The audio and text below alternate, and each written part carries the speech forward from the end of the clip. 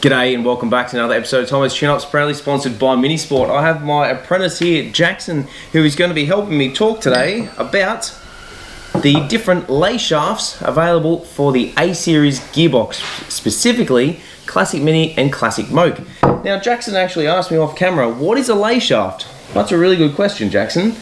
So essentially a lay shaft is what goes inside the Layshaft gear assembly inside a gearbox. So this gearbox I'll have just apart here, this is an A+ gearbox, which I will quickly denote is different to an A-Series gearbox. Now, the Layshaft goes inside the lay gear assembly. So as the power comes down from the engine, it then goes in through the gearbox. It then goes through whichever gear you've chosen, let's just say 4th gear. The power goes through 4th gear, goes through the Layshaft, travels all the way out, comes out through the pinion on the backside of the gearbox, which then goes to the crown wheel on the diff, which then transfers the power to the wheels. So this is an important part of the gearbox. Over time, they do wear, they do tear, they do pit, the case hardening actually comes off. So if you have a look at this, Jackson, you can actually see where the bearings have been run. So see how that's all shiny here? And it's a little bit dirty on the sides here, and then it's a little bit shiny on here and a little bit on the outsides. So like I said, there are two different types. So the two different types are side by side. So this is off an A-Series gearbox. It has a main one here, a step, and then another one just here. If we look at this one's actually got 3, so it's got 3 steps. So it's smaller at the front, gets a little bit larger, goes across, steps up again, and then there's another one along the side here.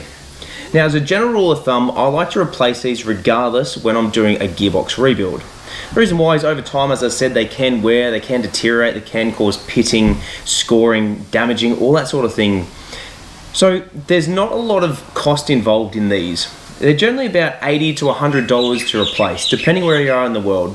Minisport do supply these, and it is a great option to do when you're pulling it apart. If it shows any signs of wear and tear, you might as well just replace it.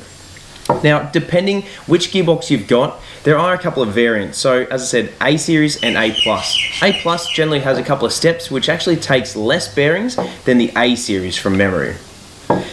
When you pull your gearbox apart, you'll know this pretty well as to the 3 different steps, but also the different nose cone bearing sizes. So the different size bearings that go inside here will generally denote which gearbox you've got and how many different bearings you're going to need to suit it.